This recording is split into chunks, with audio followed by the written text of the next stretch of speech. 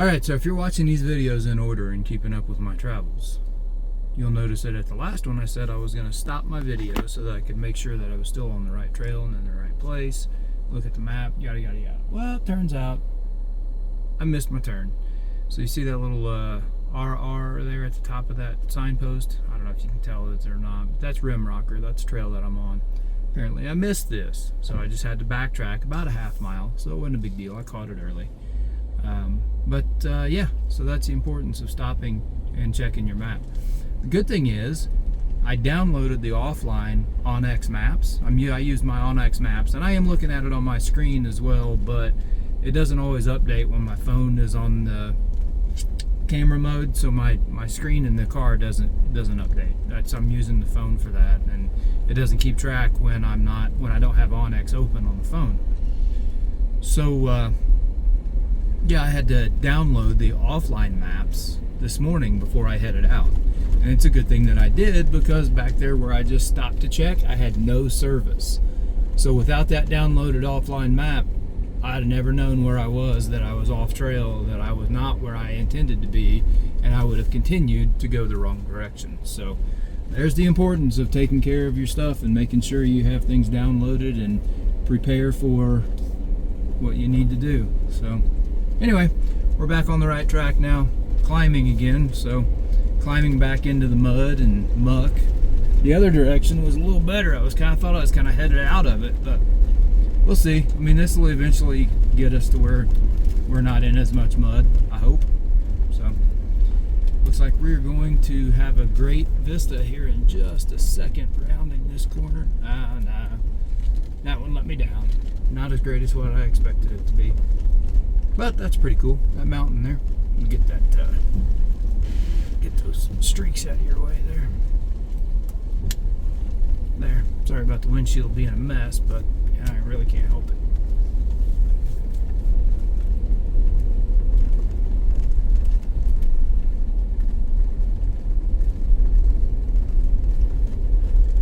So yeah. Anyway, just driving Rimrocker.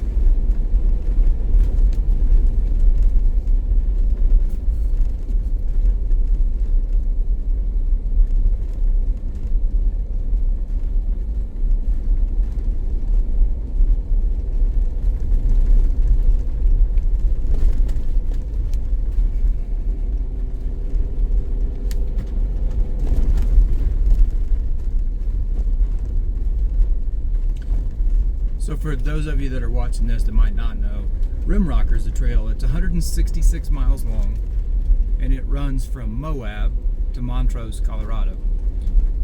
My brother-in-law, Jeff Watterson, is going to fly into Montrose, Colorado on October 30th. I think today's the 23rd, or yeah, today's the 23rd.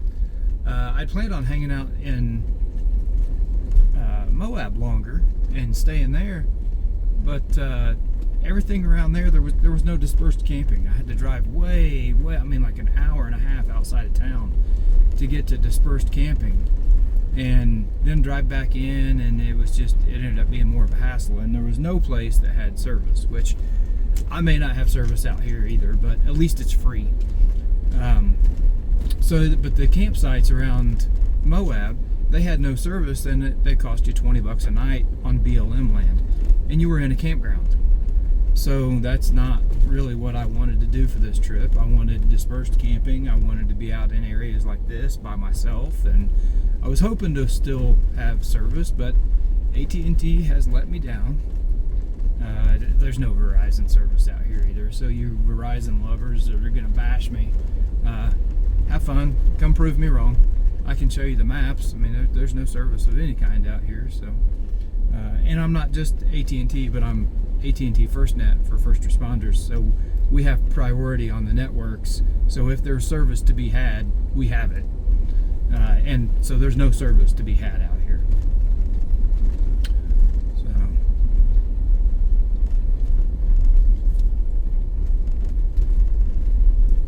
No, there's another streak right in the middle of the camera.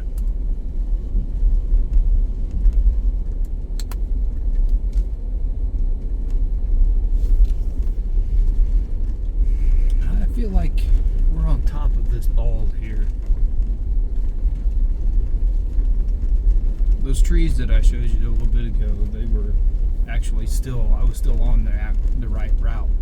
I thought I was getting into more woodland area then. Apparently not. I guess I'll probably come and go as I drive.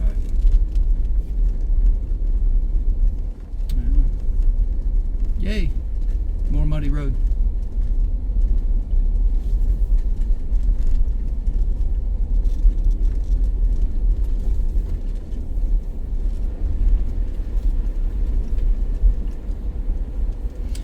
I should have taken a video of that between when I said that I was checking the checking the map and then coming back to tell you, yeah, I was lost, but now I got back on track and we're good.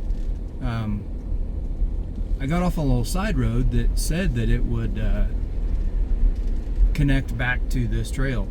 So I started down that route and got, I don't know, just a few hundred feet around, and there was a raging river across the road. I mean, I couldn't see the bottom of it. I couldn't tell for sure that the road was still going to be there. I couldn't see that there wasn't debris or anything else, and it was a rapid going across the middle of the road. So I backed up, turned around, and came out. So way up here in the middle of nowhere by myself with no help to be had, you just don't risk it. You see this one's running right down the middle of the road. I'm trying to kind of straddle it. I don't know if you guys can see the mud flipping up off the tires on the sides there, but this road's muddy.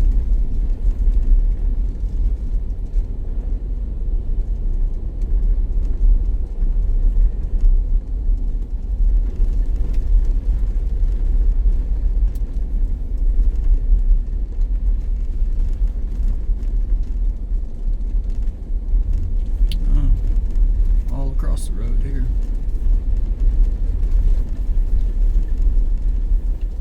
This road feels like it's got a good solid rock bottom. Some of it has that coating of mud on top, so that's what's the muddy part, but it's still a good foundation road. So there's not really, well, I hope anyway, not really any chance of me getting stuck. Areas like this with that, like if I got stuck right here, I could winch that tree and pull myself out. But not all areas are having trees right now, so although it looks like I'm coming into a space that does. Alright, tell you what, I'm gonna stop this again, check my maps, make sure I don't get off trail, make sure I'm in the right space, and see how much further I got to go before I find a campsite for the night. So I'll be back.